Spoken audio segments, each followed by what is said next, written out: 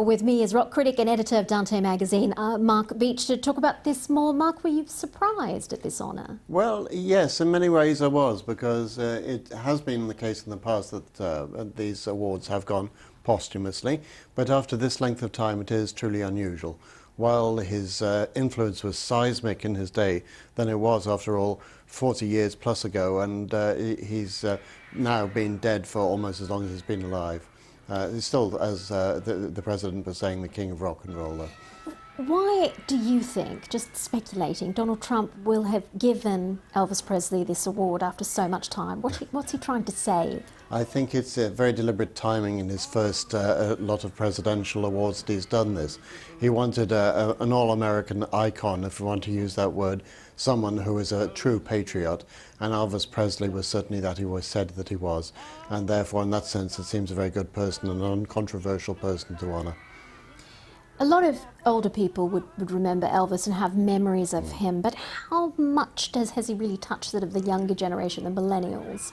Well, of course, the older people will know that he sold whatever 600 million albums in his day, and he had 30 plus #1 singles, and they'll remember the titles of all these things. For people under the age of 30, there was a survey done in the UK not that very long ago where the name recognition for Elvis Presley and for the Beatles was not anywhere near as much as you might think it would be. So there will be younger people who won't know, and I'm just hoping that as a result of this they'll go to Spotify or YouTube or whatever and discover what a great talent he was.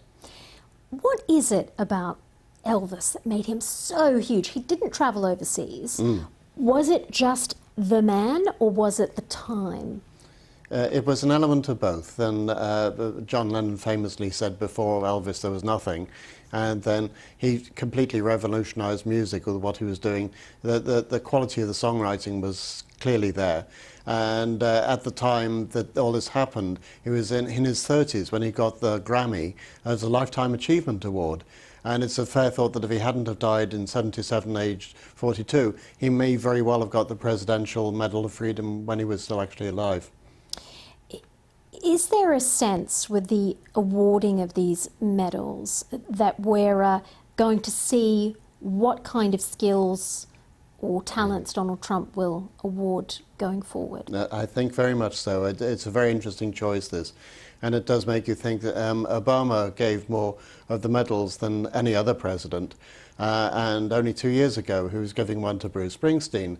Now, that makes perfect sense. Springsteen is a Democrat as well as being a great talent. But one can imagine that if Trump was minded to give to Bruce, pretty unlikely, given their political differences, then Bruce would pretty likely say no. And it's the same with many Hollywood stars as well. They may very well be saying no or not be so comfortable about it. Therefore, it could well be that we will see more posthumous awards like this one. Just very briefly, how do you think Elvis fans feel today? I should imagine they feel very pleased about it. It really is. Trump has really done a bit of all shook-upness on the front here, and if, as I say, if it results in a few more people playing tracks like Don't Be Cruel or Hound Dog or things like that, it's not a bad way to go at a time of a lot of bad news. Here's something to cheer you up.